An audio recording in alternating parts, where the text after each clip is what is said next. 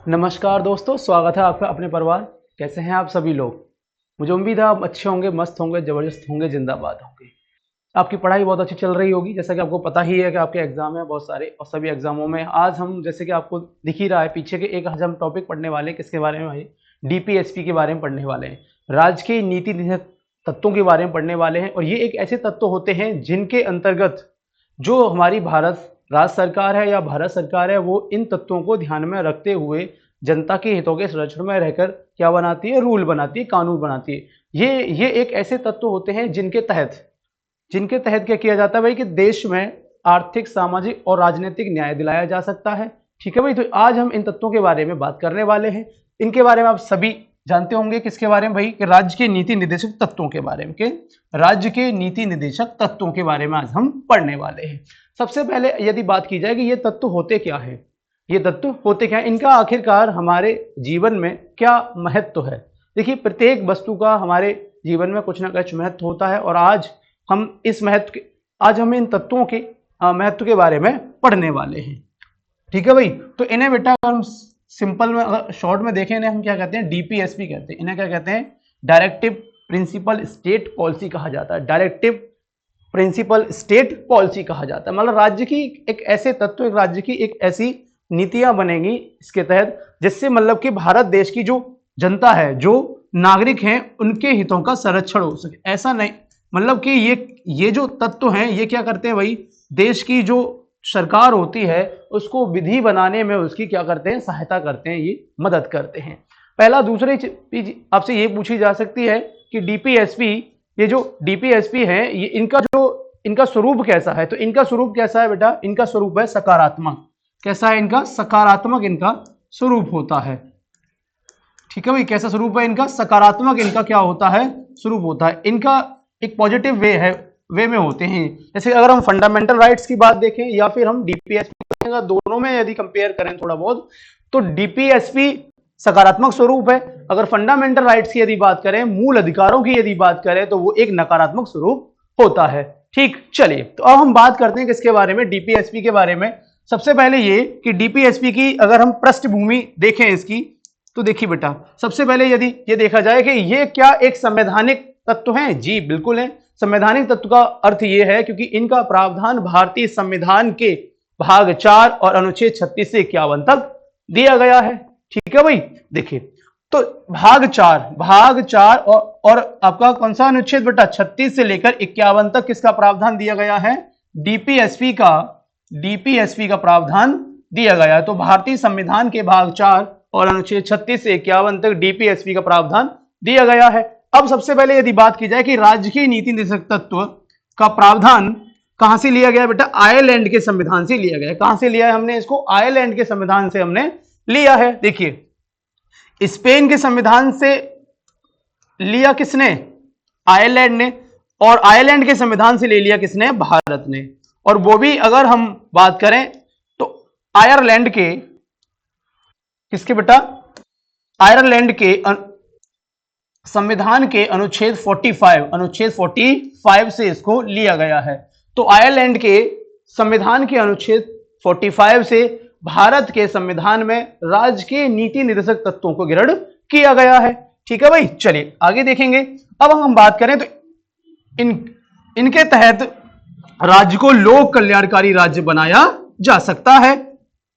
इनको संविधान में एक मार्गदर्शक सिद्धांत के रूप में दे रखा गया है भाई। सबसे पहले अब हमने बात की कि इनके तहत क्या किया जा सकता है कि राज्य को लोक कल्याणकारी राज्य बनाया जा सकता है। अर्थात इसका मतलब यह है कि अब हम कैसे बनाएंगे इसके तहत भाई? इसका मतलब यह है कि हम देश में आर्थिक, सामाजिक, राजनीतिक न्याय दिलाकर, प्रतिष्ठा, अवसर और सुविधा की एक समानता लाकर क्या किया जा सकता है? राज्य को कल्याणकारी राज्य बनाया जा सकता है भाई।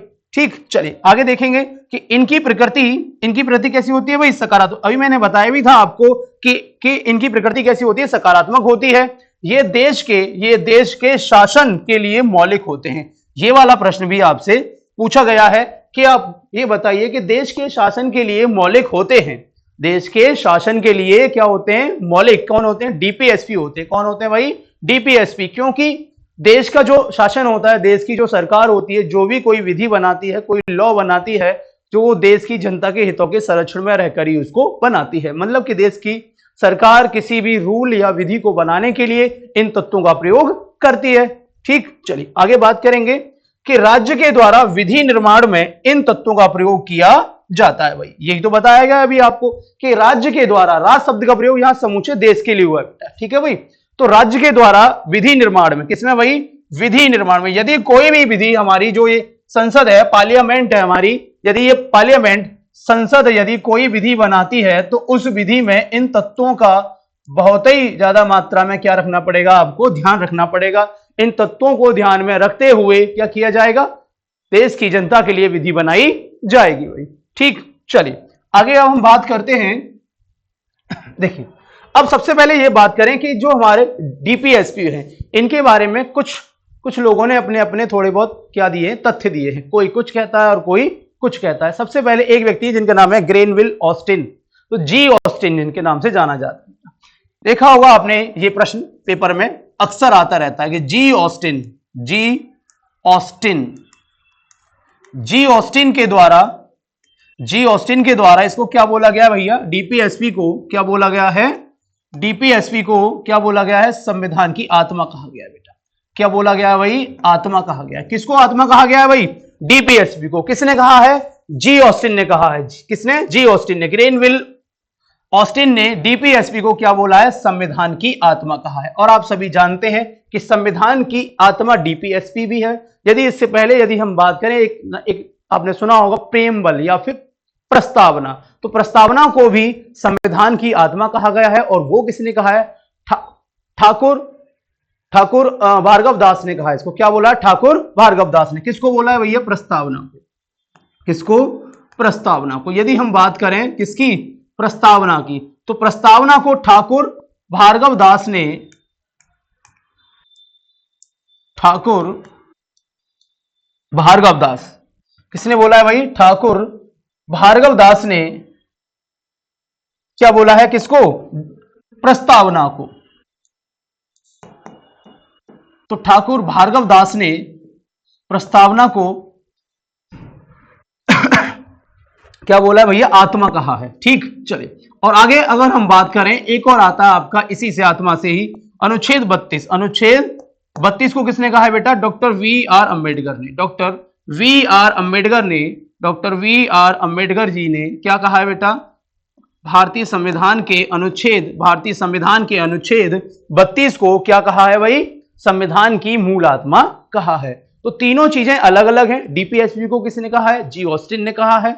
और अगर हम बात करें हमारी जो प्रस्तावना है, तो उसको किसने कहा? ठाकुर भार्गव दास जी ने कहा है। यदि अगर हम बात करें अनुच्छेद 32 को, तो उसको संविधान की आत्मा किसने कहा है भाई? Doctor V are Ambedkar ji ने कहा है। ठीक, दूसरा आगे अगर हम बात करें, एक व्यक्ति और हैं, और ये प्रश्न भी बहुत बार आपकी जो एग्जाम है उनका बड़ा ही ये एक प्रसिद्ध प्रश्न है, ये वाला भी।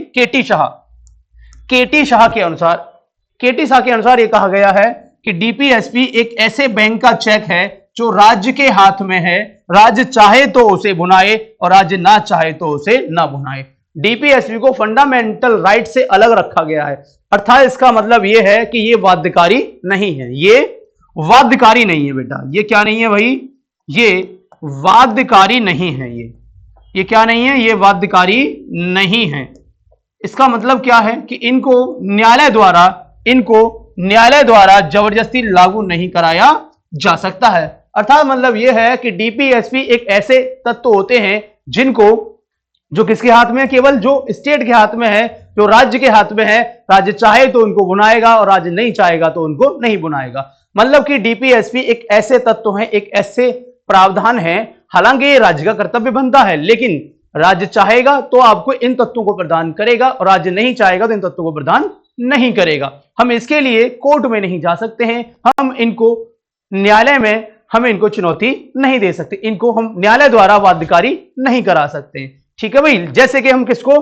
फंडामेंटल राइट्स को न्यायालय द्वारा बाध्यकारी किया गया है कि फंडामेंटल राइट्स को, यदि फंडामेंटल राइट्स का क्या होता है? उल्लंघन होता है, तो हम अनुच्छेद 32 के तहत सुप्रीम कोर्ट जा सकते हैं और अनुच्छेद 226 के तहत हम हाई कोर्ट जा सकते हैं। लेकिन डीपीएसपी के लिए, लेकिन राजकीय नीति निर्देशक तत्वों के लिए ऐसा कोई प्रावधान नहीं किया गया है भाई, क्योंकि ये बाध्यकारी नहीं है। ये वाली लाइन भी काफी बार एग्जाम में आपके पूछी गई है कि जो हमारे डीपीएसपी हैं क्या ये न्यायालय द्वारा बाध्यकारी हैं? तो नहीं है, बिल्कुल भी नहीं है भाई। ठीक, इनको न्यायालय द्वारा जबरदस्ती लागू नहीं कराया जा सकता है। लेकिन ये कैसे होते हैं? ये एकदम सकारात्मक होते हैं, इस बात का आपको ध्यान रखना है भाई। चलिए अब आगे अब हम बात करते हैं कि देखिए हमने पीछे पढ़ा कि डीपीएसपी के बारे में कि राजकीय नीतिगत तत्वों का क्या महत्व होता है हमारे जीवन में। तो डीपीएसपी के तहत देश की सरकार एक ऐसे कानून बनाएगी जिसके तहत क्या किया जाएगा? देश की जनता के हितों के संरक्षण में रहकर काम किया जा सकता है। ठीक, दूसरा ये कि डीपीएसपी के तहत राज्य को क्या बनाएंगे? लोक कल्याणकारी राज्य बनाया जा सकता है।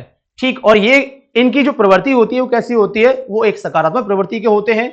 चलिए भाई, ठीक, आगे अब हम बात करेंगे अनुच्छेद 36 के बारे में, क्योंकि अभी हमने पीछे पढ़ा कि डीपीएसपी का प्रावधान भारतीय संविधान के अनुच्छेद 36 से लेकर 51 तक दिया गया है। तो हम 36 से लेकर 51 तक इसका विश्लेषण करने वाले हैं कि भारतीय संविधान के अनुच्छेद 36 में क्या दिया है, 37 में क्या दिया है, 38 में क्या दिया है, मतलब 51 तक हम पढ़ने वाले हैं भाई। ठीक, चलिए तो पहला है हमारा अनुच्छेद 36। अनुच्छेद 36 के बारे में यदि हम बात करें तो इसमें दिया बेटा राज्य की परिभाषा का प्रावधान है।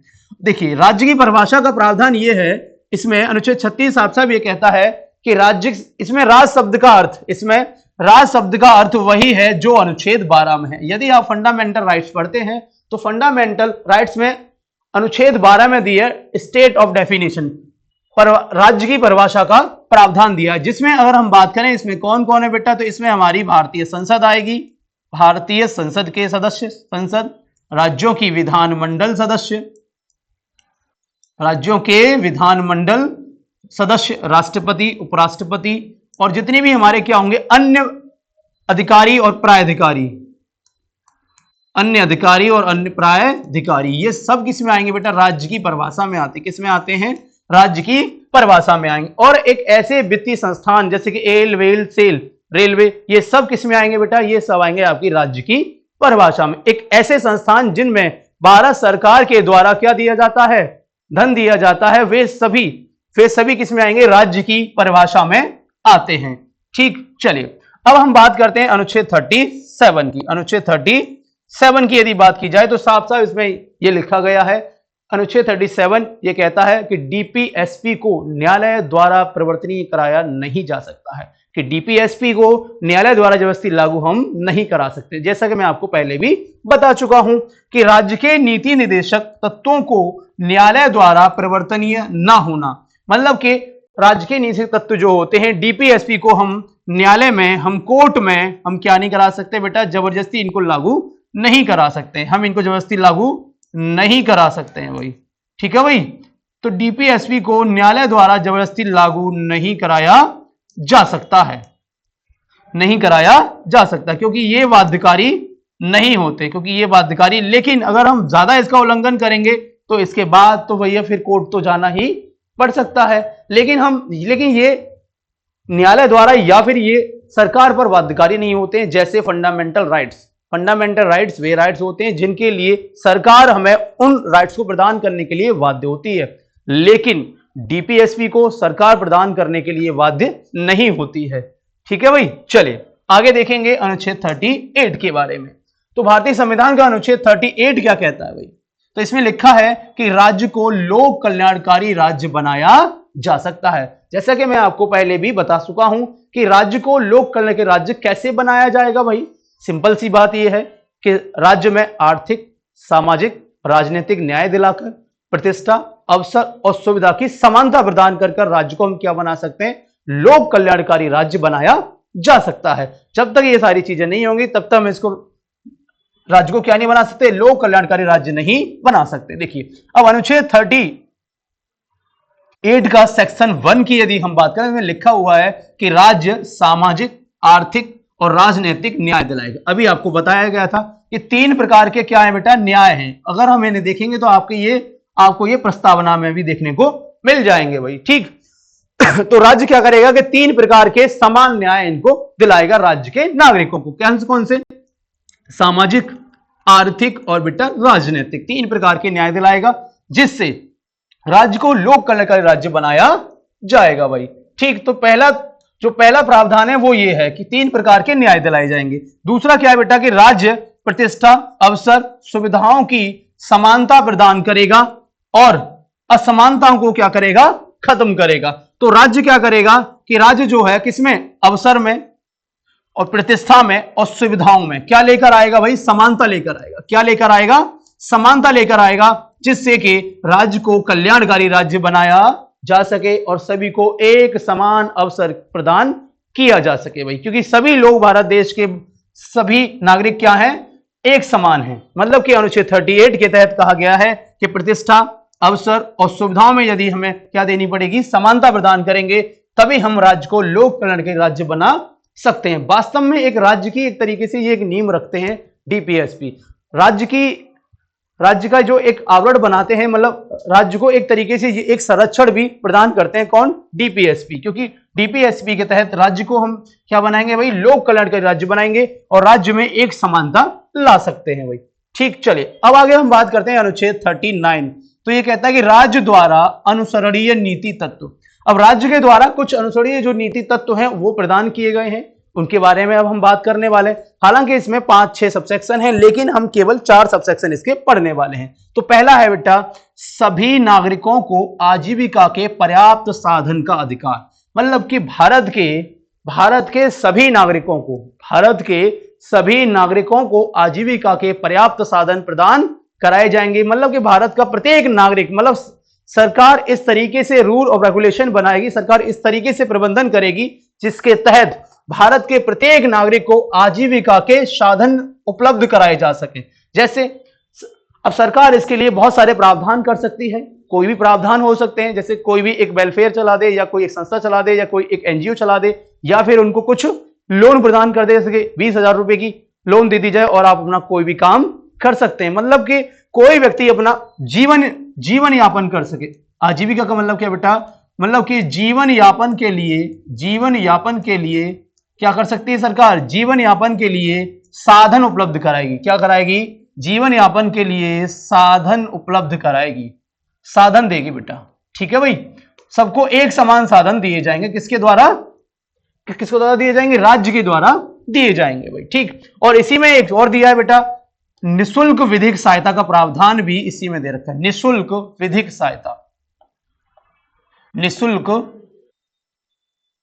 विधिक सहायता का प्रावधान दिया गया है इसी अनुच्छेद 39 के फर्स्ट में ही, विधिक सहायता। तो राज्य जो है, जो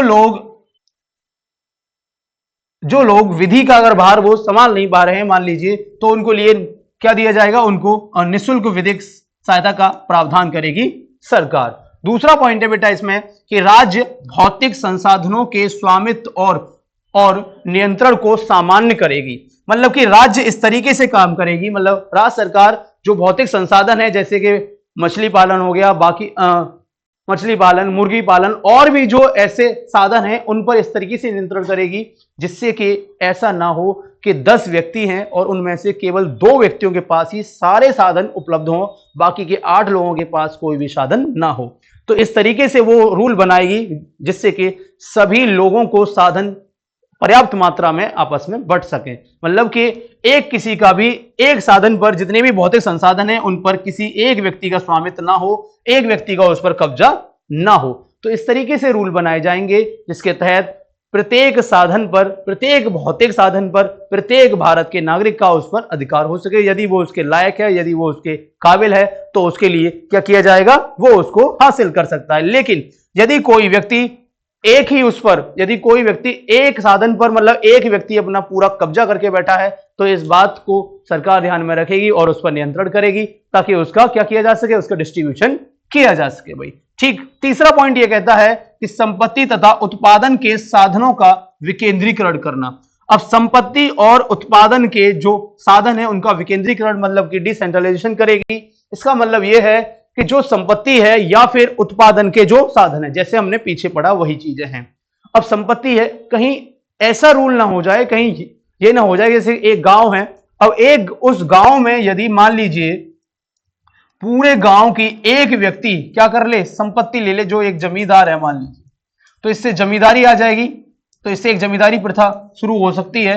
तो मतलब कि अब एक व्यक्ति के पास पूरे गांव की जमीन आ जाए, सपोज अब जब एक व्यक्ति के पास पूरे गांव की जमीन आ गई, पूरे गांव की संपत्ति आ गई, तो वो क्या करेगा, वो पूरे गांव का शोषण करेगा, अत्याचार करेगा उस पर। तो सरकार ऐसे रूल बनाएगी जिससे कि संपत्ति का क्या हो सके, उसका विकेंद्रीकरण हो सके, क्या हो सके, उसका विकेंद्रीकरण किया जा सके, और उसके जो उत्पादन के जो साधन हैं उन सबको भी क्या कर सके हम, उसको विकेंद्रीकरण किया जा सके, उनको बंटवारा किया जा सके। आगे है महिला और पुरुष के लिए समान कार्य के लिए समान वेतन का प्रावधान है। ये तो बहुत ही बार पूछा गया है। देखिए इसमें से अधिकतर मोस्टली पहला सेक्शन और फोर्थ सेक्शन ये बहुत पूछे जाते हैं कि महिला और पुरुष के लिए समान कार्य के लिए समान वेतन का प्रावधान होगा, चाहे महिला हो चाहे पुरुष हो, चाहे महिला हो चाहे पुरुष हो, सभी को समान कार्य करेंगे, समान वेतन दिया जाएगा। ऐसा नहीं होगा कि किसी के साथ भेदभाव किया जाए, ऐसा नहीं होगा कि महिलाओं को ज्यादा वेतन दिया जाए, पुरुषों को वेतन कम दिया जाए, या पुरुषों को ज्यादा वेतन दिया जाए या फिर महिलाओं को कम वेतन, ऐसा बिल्कुल भी नहीं होगा। तो सरकार ऐसे रूल बनाएगी, सरकार ऐसे प्रावधान करेगी जिसके तहत क्या किया जाएगा भाई, महिला और पुरुषों को समान कार्य के लिए समान वेतन दिया जाएगा। मतलब समान कार्य समान वेतन, ऐसा नहीं है कि समान कार्य है और असमान वेतन हो जाए। ठीक, तो ये तो बहुत ही अच्छा प्रावधान है भाई। ठीक, चलिए आगे देखेंगे। नेक्स्ट है बेटा अनुच्छेद 40, अनुच्छेद 40।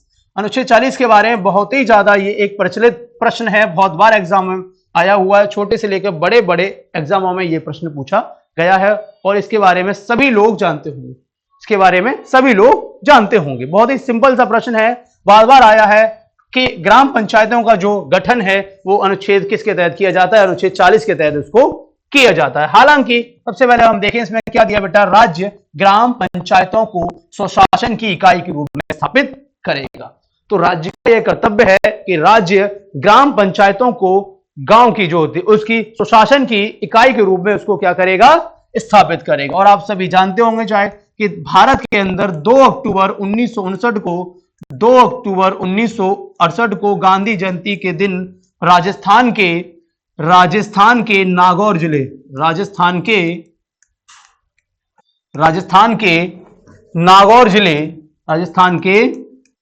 नागौर जिले के बगदारी गांव से बेटा, कहां से, राजस्थान के नागौर जिले के बगदारी गांव, राजस्थान के नागौर जिले के बगदारी गांव में पहली बार देश की पहली ग्राम पंचायत का गठन किया गया था। हालांकि इसका प्रावधान संवैधानिक जो हुआ वो 73वां संविधान संशोधन 1992 के द्वारा हुआ था। तो 73वां संविधान संशोधन 1992 के तहत देश में क्या जोड़े गए, ग्राम पंचायतों का गठन किया गया था संवैधानिक तौर पर भाई। ठीक, लेकिन 2 अक्टूबर 1959 को देश की पहली ग्राम पंचायत राजस्थान के नागौर जिले के बगदारी गांव में बनाई गई थी भाई। ठीक, किसका, अनुच्छेद 40 का। क्योंकि आप सभी जानते हैं कि भारत क्या है बेटा, गांव का देश है। भारत क्या है, गांव का देश है। और इस पे जो तर्ज दिया है और इसके जो पक्षधर थे वो थे गांधी जी। गांधी जी का कहना यह था कि भारत गांव का देश है, यदि हमें भारत देश का विकास करना है तो सबसे पहले हमको क्या करना पड़ेगा, हमको गांव का विकास करना पड़ेगा भाई। क्योंकि जब तक हमारे गांव का विकास नहीं होगा, तब तक हमारे देश का विकास नहीं हो सकता है। सिंपल सी बात यह भी है भाई कि गांव में विकास नहीं होगा तब तक सारी चीजें, क्योंकि अगर गांव में विकास नहीं होगा तो सभी लोग क्या करेंगे, गांव से शहर में पलायन कर लेंगे और जिसकी वजह से सारे गांव खाली हो जाएंगे। तो इसीलिए गांधी जी का मत यह था कि सबसे पहले क्या किया जाए, देश में क्या किया जाए, गांव का विकास किया जाए, उसके बाद पूरे देश का विकास किया जाएगा। ठीक, तो उन्हीं की बात को मानते हुए 2 अक्टूबर उन्हीं के जन्म दिवस पर 2 अक्टूबर 1959 को देश की पहली ग्राम पंचायत राजस्थान के नागौर जिले के बगदारी गांव में स्थापित की गई थी। ठीक, चलिए नेक्स्ट अगर हम बात करेंगे अनुच्छेद 41 के बारे में, यदि हम बात करें बेटा, तो ये कहता है कि बेरोजगारी, बीमारी, विकलांगता, वृद्धावस्था में सार्वजनिक सहायता प्रदान करेगा। क्या करेगा, सार्वजनिक सहायता प्रदान। तो राज्य का यह कर्तव्य बनता है कि राज्य जो है किस किस में भाई, राज्य बेरोजगारी में, बीमारी में, विकलांगता में, वृद्धावस्था में सार्वजनिक सहायता प्रदान करेगा। तो राज्य क्या करेगा कि यदि कोई व्यक्ति क्या है, बेरोजगार है, बीमारी में है, वृद्धावस्था में है, तो राज्य उसकी क्या करेगा, आर्थिक मदद करेगा और उसके लिए पर्याप्त साधन का क्या कराएगा, उनको उपलब्ध कराएगा। दूसरा यह है कि राज्य अनुच्छेद 41 के तहत ही राज्य के नागरिकों को उनकी योग्यता अनुसार क्या करेगा, उनको साधन, उनको आजीविका के साधन उपलब्ध कराएगा, योग्यता अनुसार उनको रोजगार और उनको शिक्षा प्रदान करेगा, रोजगार और उनको शिक्षा प्रदान करेगा। ये लाइन पूछी भी गई है कि सभी नागरिकों को योग्यता अनुसार राज्य क्या दिलाएगा, रोजगार और शिक्षा प्रदान करेगा। रोजगार और शिक्षा प्रदान की जाएगी किसके द्वारा, राज्य के द्वारा। जैसी आपकी योग्यता वैसा ही आपको काम दिया जाएगा। और आप सभी जानते ही हैं भारत देश के अंदर जो 10th पास व्यक्ति है उसको 10th वाली जॉब मिलती है, 8th पास वाले को 8th क्लास वाली जैसे जॉब मिलेगी, जो ग्रेजुएशन वाला है उसको अच्छी पोस्ट मिल जाती है थोड़ी ग्रेजुएशन वाली। मतलब जैसे जैसे आपका शिक्षा का लेवल बढ़ता जाएगा वैसे वैसे आपकी पोस्ट बढ़ती जाएगी भाई, ठीक। क्योंकि इसका मतलब सिंपल है कि आपकी जैसी आपकी योग्यता वैसे ही आपकी पोस्ट होगी। और ये किसका कर्तव्य है, ये स्टेट का कर्तव्य है, ये राज्य का कर्तव्य है कि राज्य ऐसे प्रावधान करेगा जिससे कि राज्य के नागरिकों को उनकी योग्यता अनुसार शिक्षा और रोजगार मुहैया हो सके, प्राप्त हो सके भाई, ठीक। चले आगे हम बात करते हैं अनुच्छेद 42।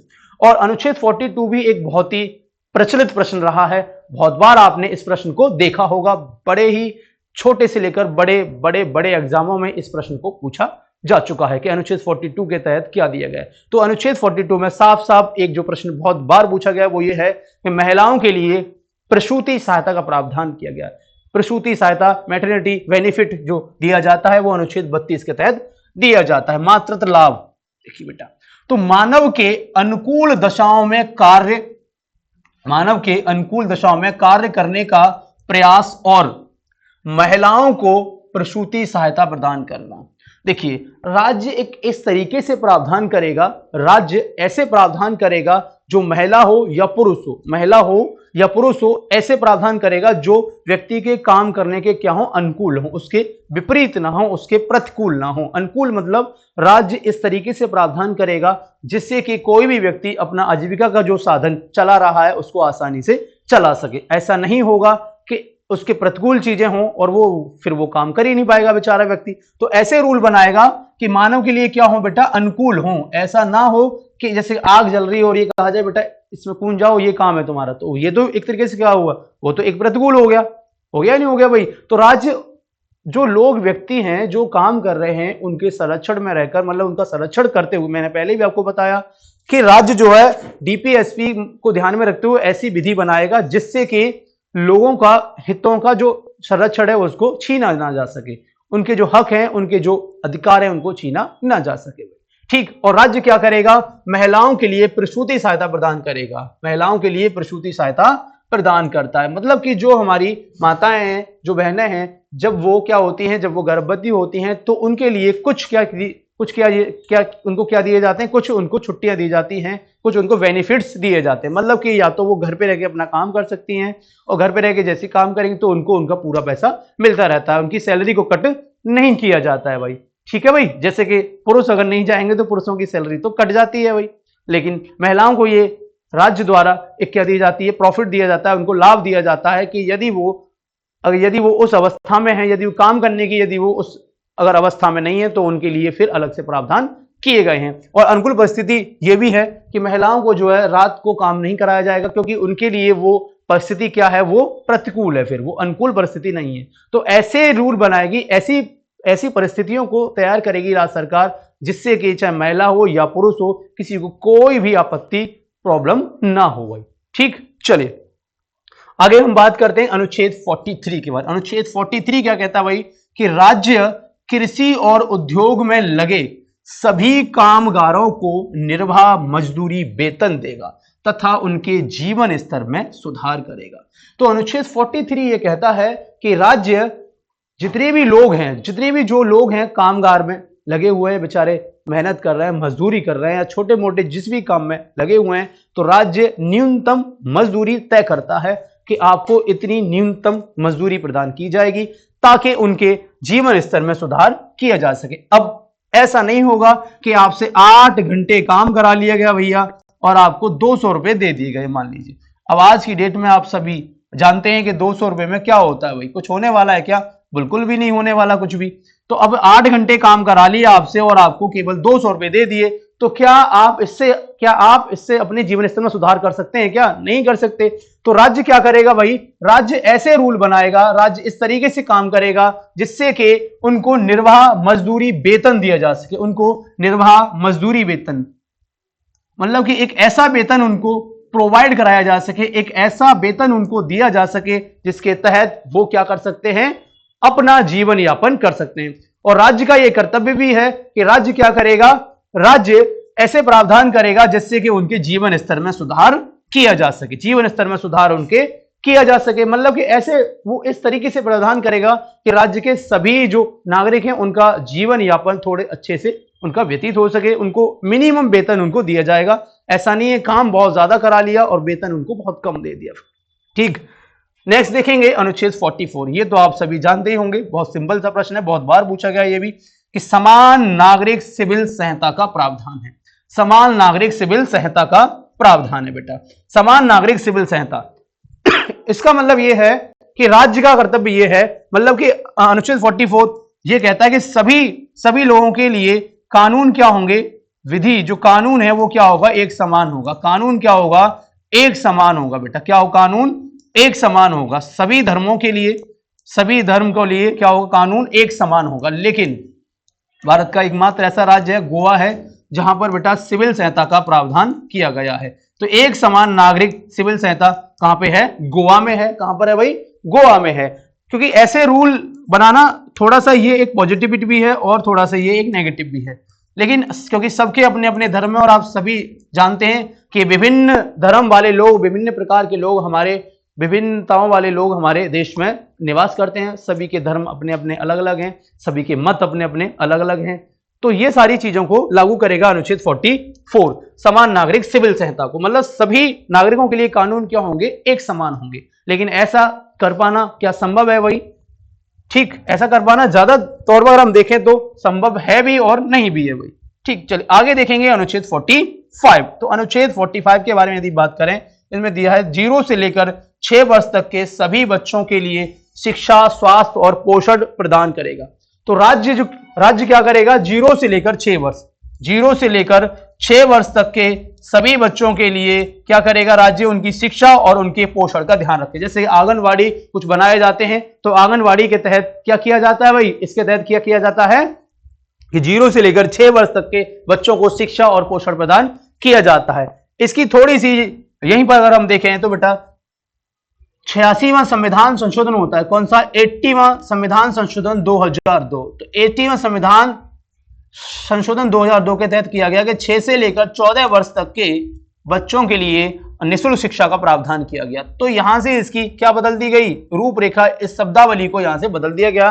86वां संविधान संशोधन 2002 के तहत अब 6 से लेकर 14 वर्ष तक के सभी बच्चों को भारत सरकार या राज्य सरकार के द्वारा क्या दी जाएगी, निःशुल्क शिक्षा प्रदान की जाएगी। ये संविधान संशोधन बहुत पूछा जाता है कि 86वें संविधान, किस संविधान संशोधन के तहत 6 से लेकर 14 वर्ष तक के बच्चों के लिए निःशुल्क शिक्षा का प्रावधान किया गया। हालांकि इसको अगर हम देखें तो भारतीय संविधान के अनुच्छेद 21 के का में भी इसको जोड़ा गया है, 45 में भी इसको जोड़ा गया है, और यदि हम आगे जाएंगे 51 के का में जहां पढ़ते हैं मूल कर्तव्य, फंडामेंटल ड्यूटीज, वहां भी इसको जोड़ा गया है। तो 11वां ये मूल कर्तव्य है, 6 से लेकर 14 वर्ष तक के बच्चों के लिए निःशुल्क शिक्षा का प्रावधान। 11वां क्या है, मूल कर्तव्य है, और ये फंडामेंटल राइट्स भी है, अनुच्छेद 21 के का में दिया गया है भाई।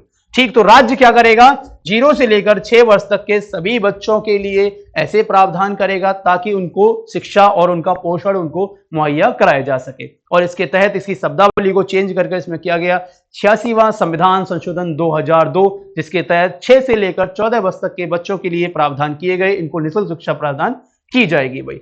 ठीक, चलिए आगे देखते हैं। आगे है अनुच्छेद 47, अनुच्छेद 47 के बारे, सॉरी 46। तो अब अनुच्छेद 46 क्या कहता है भैया, 46 क्या कहता है कि राज्य समाज के कमजोर एवं SC ST और OBC को शैक्षणिक और आर्थिक संरक्षण प्रदान करेगा और उनको शोषण से बचाएगा। तो राज्य क्या करेगा, राज्य ऐसे प्रावधान करेगा, राज्य ऐसे रूल बनाएगा, राज्य ऐसे कानून बनाएगा, राज्य ऐसी विधि बनाएगा जिसके तहत देश के सभी जो नागरिक हैं, जो SC ST वर्ग हैं या फिर जो वृद्ध हैं, फिर वो वृद्ध चाहे वो किसी वर्ग से आते हो, वृद्ध महिला, वृद्ध पुरुष, मतलब उनके लिए ऐसे प्रावधान करेगा ताकि उनका शोषण ना हो सके, ताकि उनका शोषण ना हो सके, तो वो क्या करेगा बेटा, तो वो आपको शोषण से बचाएगा। क्या करेगा, ये आपको शोषण से बचाएगा। अनुच्छेद 46 के तहत राज्य का यह कर्तव्य है कि राज्य सभी नागरिकों को, एससी एसटी और बुजुर्गों को, वृद्धों को, महिलाओं को उनके शोषण से बचाएगा और उनके लिए विभिन्न प्रकार के प्रावधान कर सकता है। जैसे वृद्धा पेंशन उनके लिए चला दे, वृद्धा पेंशन चला दे या विधवा पेंशन चला दे, जिससे कि उनका शोषण ना हो सके, पैसा मतलब उनका एक तरीके से वो अपना जीवन यापन कर सके भाई। ठीक, चलिए आगे अगर हम बात करें अनुच्छेद 47 के बारे में, तो राज्य जो है मादक पेय पदार्थों पर रोक लगाएगा तथा नागरिकों के स्वास्थ्य की देखभाल करेगा। अब राज्य का यह कर्तव्य बनता है कि राज्य ऐसे रूल बनाएगा, ऐसी विधि बनाएगा जिसके तहत देश के नागरिकों के स्वास्थ्य का ख्याल रखा जा सके। तो स्वास्थ्य को लेकर राज्य क्या करेगा, एक्टिवेट होगा और ये क्या करेगा, इसके लिए काम करेगा। और राज्य स्वास्थ्य खराब करने वाले जितने भी मादक पदार्थ हैं, जितने भी क्या हैं बेटा, नशीले पदार्थ हैं, जितने भी क्या हैं, नशीले पदार्थ हैं, उन सभी पदार्थों पर क्या लगाएगा, रोक लगाएगा। क्या लगाएगा भैया, रोक लगाएगा। सभी नशीले पदार्थों पर वो क्या लगा देगा, रोक लगाएगा। लेकिन ये राज्य का अपना कर्तव्य, मैं पहले भी आपको बोल चुका हूं कि राज्य चाहेगा, ये एक ऐसा बैंक है, ये एक ऐसा चेक है कि राज्य चाहेगा तो इसे बुना लेगा और राज्य नहीं चाहेगा तो इसको नहीं बुनाएगा। राज्य चाहेगा तो इन पर कंट्रोल कर सकता है, राज्य चाहेगा और ना चाहेगा तो इन पर कंट्रोल नहीं कर सकता है। राज्य चाहे तो कल ही राज्य में सरकार शराब को बंद किया जा सकता है, जितने भी आपके नशीले पदार्थ हैं उनको बंद किया जा सकता है, लेकिन राज्य नहीं चाहता है, आप सभी जानते हैं, क्योंकि वहां से बहुत ज्यादा राज्य सरकारों को रेवेन्यू प्राप्त होता है, राजस्व प्राप्त होता है। ठीक, हालांकि बिहार ने बंद कर रखी है, वैसे और भी हैं कुछ। ठीक है भाई, तो मादक पदार्थों को क्या कर सकती है राज्य सरकार, केंद्र सरकार उन पर रोक लगा सकती है, उनको राज्य में, देश में उनको बिक्री कर पर उस पर पूरी तरीके से उस पर प्रतिबंध लगाया जा सकता है, नशीले पदार्थों पर। चलिए आगे अब हम बात करेंगे अनुच्छेद 48 के बारे में। अनुच्छेद 48 के बारे में, राज्य कृषि और पशुपालन में आधुनिकता लाएगा। राज्य क्या करेगा, कृषि और पशुपालन में आधुनिकता लाएगा और दुधारू पशुओं का संरक्षण और उनकी नस्ल में सुधार करेगा। तो राज्य क्या करेगा, राज्य ऐसे रूल बनाएगा जिससे कि कृषि और पशुपालन में, बेटा कृषि और पशुपालन में क्या आ सके, आधुनिकता आ सके। आप सभी जानते हैं पहले कृषि के जो साधन थे वो बहुत अलग थे। पहले कृषि साधन क्या थे, वो बहुत अलग साधन हुआ करते थे। जैसे कि अगर हम बात करें, पहले हल है, बैल चल रहे हैं, लेकिन आज धीरे धीरे आप देखते जा रहे हैं ट्रैक्टर आ चुके हैं, कल्टीमीटर आ चुके हैं, हैरो आ चुके हैं, मतलब विभिन्न प्रकार के उपकरण आ चुके हैं, जिसकी वजह से आज जो काम हम पूरे दिन में कर पाते थे, आज वो काम हम 1 घंटे में कर पूरा खेती को समाप्त कर देते हैं। ठीक, दूसरा, अब जो हमारे पशुपालन है उनके लिए भी क्या किया जाएगा, उनको भी उनके जीवन यापन के लिए एक अच्छे रूल्स बनाए जाएंगे, उनके लिए एक आधुनिकता लाई जाएगी। जैसे कि गाय है, ठीक, गाय पे जैसे कि उसके वध पर रोक लगाया जाएगा। ये सब किसके लिए है भैया, वध, जो उनके गाय जो कटती हैं उन पर रोक लगाया जाएगा। और जितने भी हमारे क्या है, दुधारू पशु हैं, जो दूध देने वाले पशु हैं, जैसे गाय है, भैंस है, बकरी है, इनकी नस्ल को खराब न किया जाए, इनका संरक्षण किया जाए, ऐसी विधि बनाएगा, ऐसे रूल बनाएगा राज्य। दूसरा, अनुच्छेद 48 में यह दिया गया है बेटा कि राज्य का यह कर्तव्य है कि राज्य जो है पर्यावरण और वन्यजीव, राज्य पर्यावरण और वन्यजीव का क्या करेगा, संरक्षण करेगा। राज्य पर्यावरण और वन्यजीव का क्या करेगा, संरक्षण करेगा भाई। तो राज्य क्या करेगा, पर्यावरण और वन्यजीव का संरक्षण करेगा, ऐसे रूल बनाएगा जिसके तहत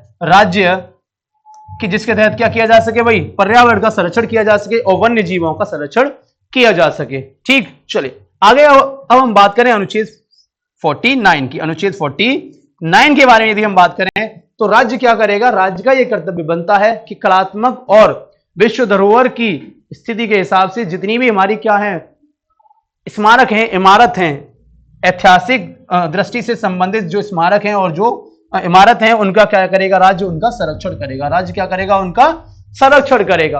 तो राज्य जैसे कि लाल किला, ताजमहल, कुतुब मीनार, ऐसी बहुत सारी जितनी भी हमारी क्या है, जैसे कि राम मंदिर है, जैसे कि जो भी हमारी क्या है ऐतिहासिक दृष्टि से जितनी भी क्या है हमारी जो स्मारक हैं, मंदिर हैं, उनका क्या करेगा, राज्य उनका संरक्षण करेगा। क्या करेगा, उनका संरक्षण करेगा। इन पर किसी भी प्रकार की कोई विपत्ति ना आए, यहां पर कोई भी वैसी फालतू की जो चीजें हैं, ताकि कोई ये जो संपत्ति है, क्योंकि ये संपत्ति राज्य की संपत्ति है, इसको कोई नष्ट ना करे, तो उनका संरक्षण करेगा कौन, राज्य सरकार। ऐसे रूल बना सकती है।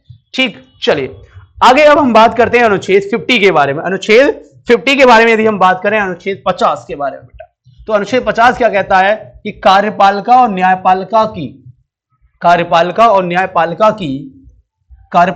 न्यायपालिका की शक्तियों के पृथक्करण का प्रावधान है। मतलब कि जो हमारी कार्यपालिका है बेटा, हमारी एग्जीक्यूटिव, अब एग्जीक्यूटिव और हमारी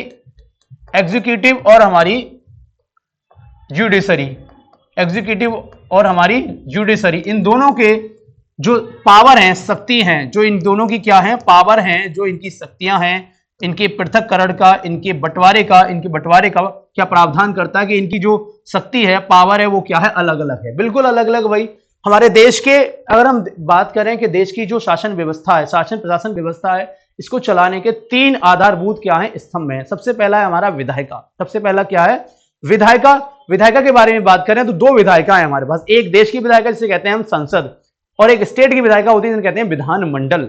तो विधायिका क्या करती है, विधि बनाती है। विधायिका क्या करती है, देश के लिए, राज्य के लिए क्या बनाएंगी, विधि बनाएंगी, और उसके बाद उस विधि को लागू करेगी हमारी कार्यपालिका उस विधि को क्या करेगी, लागू करेगी, और उसके बाद उस विधि के लागू होने के बाद हमारे समाज पर उस विधि का क्या प्रभाव पड़ रहा है, नेगेटिव या फिर पॉजिटिव, इस बात की जांच करेगी न्यायपालिका, और न्यायपालिका फिर अपना फैसला देगी, क्योंकि न्यायपालिका क्या है, हमारी आजाद है, स्वतंत्र है, सिंगल जुडिशरी हमारी गहरी न्यायपालिका है। तो ये बताया गया है अनुच्छेद 50 के तहत कि कार्यपालिका और न्यायपालिका की शक्तियों के बारे में, कि कार्यपालिका की जो शक्तियां होती हैं वो अलग हैं और न्यायपालिका की शक्तियां होती हैं वो अलग हैं। दोनों की पावर्स अपनी अपनी अलग अलग पावर है, और दोनों एक दूसरे के मामले में इंटरफेयर नहीं कर सकते हैं। अपने हिसाब से वो अपने रूल बनाएंगे, अपने हिसाब से वो अपने रूल बना सकते हैं भाई। ठीक, तो दोनों के अंदर मतलब कि न्यायपालिका और कार्यपालिका, इन दोनों की क्या दी है, इसमें शक्तियों का विभाजन दिया है, इनकी पावर्स का डिस्ट्रीब्यूशन दिया है कि इनकी पावर अलग है, इनकी पावर अलग है। अनुच्छेद 50 इन दोनों की पावर के बारे में, इन दोनों की पावर के पृथक्करण के बारे में प्रावधान करता है। चलिए आगे अब हम बात करें अनुच्छेद 51 के बारे में। तो अनुच्छेद 51 के बारे में यदि बात की जाए तो इसमें दिया है कि राज्य अंतरराष्ट्रीय स्तर पर शांति और सुरक्षा प्रदान करेगा तथा विदेश नीति और संधियों का प्रावधान करेगा। राज्य का यह कर्तव्य है, राज्य का यह राइट बनता है, मतलब उसकी एक ड्यूटी है, स्टेट गवर्नमेंट, या फिर हम किसकी बात कर, हम पहले ही बात बता चुके हैं, इसमें राज शब्द का प्रयोग किसके लिए हुआ, पूरे देश के लिए हुआ है बेटा। तो ये देश की जो सरकार है उसका यह कर्तव्य बनता है कि वो अंतरराष्ट्रीय स्तर पर क्या बनाए रखे, शांति सुरक्षा बनाए रखे। और मतलब कि यदि किसी भी देश से यदि क्या करनी है, यदि हमें संधि करनी है, जैसे कि जल की संधियां होती हैं, खाने पीने की, जो भी हमारे जो एक हथियारों की या व्यापारिक जो संधियां होती हैं, वो सभी संधियां करने का राइट जो है, ड्यूटी जो है, अधिकार जो है, वो किसके पास है, राज्य के हाथ में है। और राज्य क्या करेगा कि अंतरराष्ट्रीय स्तर पर शांति सुरक्षा बनाए रखेगा। ये किसका कर्तव्य है, राज्य का कर्तव्य है। तो राज्य क्या करेगा कि अंतरराष्ट्रीय जो स्तर है उस पर क्या बनाएगा, शांति सुरक्षा बनाए रखेगा भाई। तो हमने अभी पढ़ा किसके बारे में बेटा, राज्य की नीति और निर्देशक तत्वों के बारे में पढ़ा, सारे अनुच्छेद पढ़ लिए हमने। तो आप सभी जानते हैं, इसका थोड़ा बहुत जल्दी से क्या कर लेते हैं, एक रिवीजन कर लेते हैं। तो भारतीय संविधान के भाग 4 और अनुच्छेद 36 से 51 तक डीपीएसपी राज्य के नीति निर्देशक तत्वों का प्रावधान किया गया है, और इनका प्रावधान भारतीय संविधान में कहां से लिया गया बेटा, आयरलैंड के संविधान से लिया गया है। ये कैसे तत्व हैं, ये एक सकारात्मक तत्व होते हैं जिनके तहत राज्य को लोक कल्याणकारी राज्य बनाया जा सकता है, और राज्य में आर्थिक, सामाजिक और राजनीतिक न्याय दिलाया जा सकता है, और राज्य में अवसर, प्रतिष्ठा और सुविधाओं की समानता लाई जा सकती है, जिसके तहत देश के SC, ST, वृद्ध, उन सब के जीवन स्तर में सुधार किया जा सकता है। इसके तहत राज्य में सभी लोगों को उनकी योग्यता अनुसार उनको क्या दिया जा सकता है, रोजगार प्रदान किया जा सकता है। इसके तहत राज्य सरकार जो होती है मादक पेय पदार्थों पर क्या लगाती है, रोक लगाती है। जितने भी नशीले पदार्थ होते हैं उन सब पर रोक लगा सकती है। और इसके तहत यह भी कहा गया है कि राज्य का यह कर्तव्य है कि राज्य पर्यावरण, वन्यजीव का संरक्षण करेगी। राज्य कृषि व पशुपालन में क्या लेकर आएगी, एक आधुनिकता लेकर आएगी। और राज्य क्या करेगा, राज्य जितनी भी जो स्मारक हैं, जो विश्व धरोहर जो सूची में शामिल जितनी भी हमारी क्या इमारतें हैं, उनका संरक्षण करेगी भाई। ठीक, चलिए फिर मिलते हैं आगे किसी अन्य टॉपिक में, किसी अन्य टॉपिक के साथ, और आप बताएंगे कैसा लगा आपको ये टॉपिक, कमेंट करेंगे। ठीक है भाई, चलिए।